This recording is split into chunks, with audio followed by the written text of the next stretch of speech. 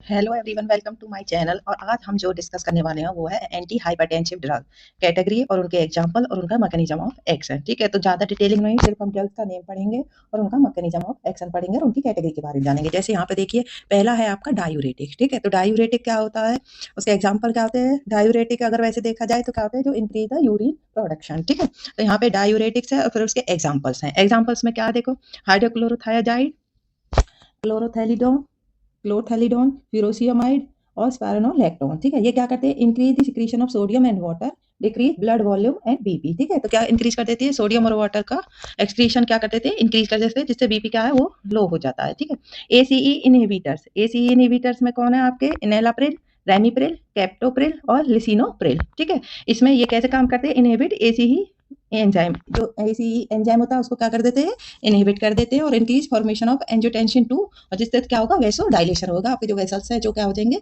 Dilate कर जाएंगे, उनका एरिया बढ़ जाएगा। ठीक है, नेक्स्ट हम इसमें पढ़ेंगे ARBs receptor blockers, AR angiotensin receptors blockers. ठीक है, इसमें देखो आपके जो मोस्ट इंपोर्टेंट होते हैं ये, जैसे लोसार्टन हो गया, टेलमिसार्टन हो गया, बलसार्टन हो गया। ठीक है, ये क्या करते हैं, ब्लॉक कर देते हैं AT1 रिसेप्टर ऑफ एंजियोटेंसिन 2, जिससे क्या हो जाएगी, वैसोडाइलेशन होगा, रिड्यूस एल्डोस्टेरॉन, और रिड्यूस कर देते हैं एल्डोस्टेरॉन तो। ठीक है, जिससे हमारा बीपी जो है वो नॉर्मल हो जाता है। ठीक है, फिर आते हैं बीटा ब्लॉकर्स। किस पे आते हैं, बीटा ब्लॉकर्स।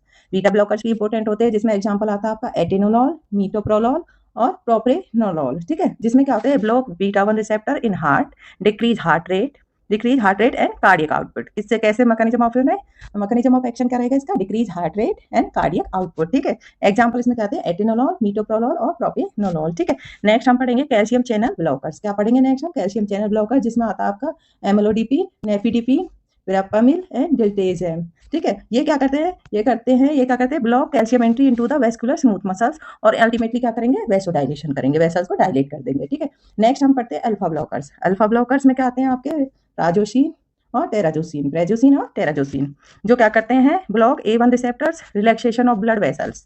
ठीक है, तो ये सारे आप कैटेगरी लर्न कर लेना, क्योंकि एग्जाम पॉइंट ऑफ व्यू से भी बहुत इंपॉर्टेंट होती है। दूसरा देखिए आप, सेंट्रल सिम्पैथेटोलाइटिक्स, सेंट्रल सिम्पैथोलाइटिक्स। ठीक है, जिसमें आपके एग्जांपल्स आते हैं क्लोनिडीन और मिथाइल डोपा। ठीक है, ये सेंट्रली एक्ट करेंगे ऑन द ब्रेन। ठीक है, तो ये क्या करते हैं, स्टिमुलेट अल्फा 2 रिसेप्टर्स इन CNS और डिक्रीज सिंपैथेटिक आउटफ्लो, डिक्रीज कर देते हैं सिंपैथेटिक आउटफ्लो को। ठीक है, नेक्स्ट हम जो पढ़ने वाले हैं वो है डायरेक्ट वेसोडाइलेशन।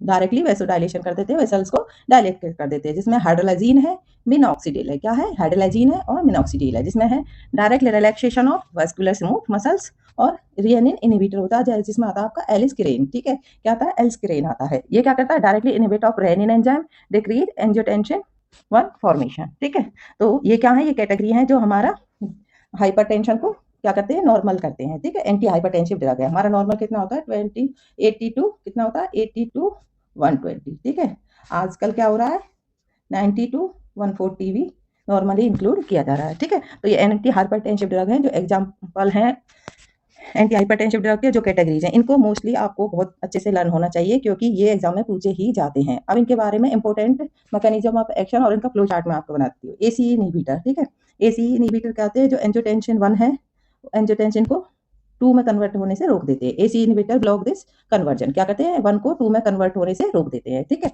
नेक्स्ट देखिए, रेनिन इनहिबिटर्स। रेनिन जो एंजियोटेंसिनोजन है, वो एंजियोटेंसिन 1 में नहीं हो पाता, उसे रोक देते हो, तो एलिस्किरेन क्या करता है, इनहिबिट रेनिन को रोक देता है। ठीक है, नेक्स्ट देखिए, ब्लड प्रेशर फॉर्मूला। तो बीपी का फॉर्मूला क्या होता है, देखो इसमें क्या होता है, कार्डियक आउटपुट इनटू में पेरिफेरल रेजिस्टेंस।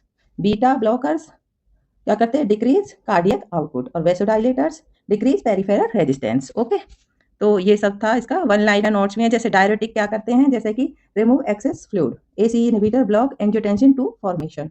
ARBs क्या होते हैं, ARBs एंजियोटेंसिन से रिलेटेड जो होता है, ब्लॉक एंजियोटेंसिन 2 एक्शंस को इनहिबिट कर देते हैं। ठीक है, beta blocker slow heart activity को क्या कर देते हैं, स्लो कर देते हैं।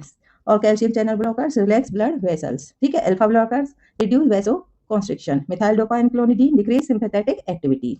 फिर है आपका हाइड्रोलाजीन मिनॉक्सिडिल, ये क्या करता है, डायरेक्ट वेसोडाइलेशन कर देता है। ठीक है, एलिस्किरेन ब्लॉक रेनिन एंजाइम। ठीक है, तो ये जितने भी आपको दिए हैं, इनके थ्रू आप क्या करते हैं, हाई बीपी को, हाइपरटेंशन को क्या करते हैं,